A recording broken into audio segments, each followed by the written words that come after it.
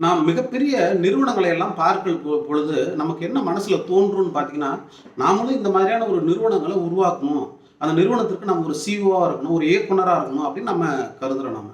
ஆனா, அந்த நிறுவனம் அப்படியே அப்படி வளர்ந்திருக்கா அப்படின்னா கண்டிப்பா இல்ல.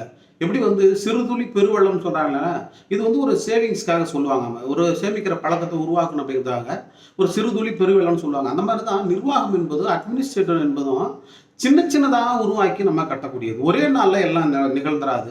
இப்ப நம்ம பார்த்துக்கிட்டு இருக்கக்கூடிய பெரு நிறுவனங்கள் கூட ஒரு நாள் வளர்ந்தது கிடையாது. பல ஆண்டுகள், இன்னும் சொல்லப்போனா சில நிறுவனங்கள்லாம் 100 ஆண்டுகள் கூட பாரம்பரியமான இருந்திருக்கு. அப்ப எதை ஒன்றையும் நாம் கட்டமைப்பதற்கு காலமும், நேரமும் நமக்கு சரியா அமையணும்.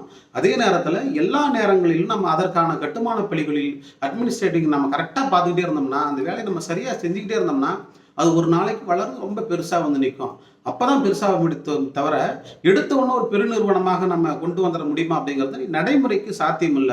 ஏன்னா, படிப்படியா ஒரு நிறுவனம் வருகிற பொழுது, அந்த நிறுவனம் பெரிய வளர்ச்சியும் வரும். அதே நேரத்துல அதுக்கான அந்த ட்ரஸ்ட்ன்னு சொல்றோம் இல்லையா? மக்கள் மீதான நம்பிக்கையும் இந்த நிறுவனத்தின் மேல வரும். எனவே, மக்களின் நம்பிக்கையும் சேர்த்து வைக்கணும். அதே நேரத்துல நிறுவனத்தினுடைய ஸ்திரத்தன்மை சொல்லப்படக்கூடிய அந்த நிறுவனத்தினுடைய அடிப்படை கட்டுமானங்களையும் நம்ம சரியா பார்த்துக்கணும்னா, நம்ம தொடர்ந்து ஒரு நிறுவனத்தை நடத்திக்கிட்டு வரணும். அந்த நிறுவனத்தின் மீதான நம்பிக்கையை வளர்த்துக்கிட்டு வரணும்.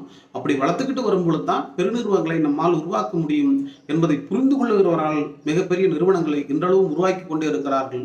மற்றவர்கள் எல்லாம் பார்த்து வியந்து கொண்டே தான் இருக்கிறார்கள்.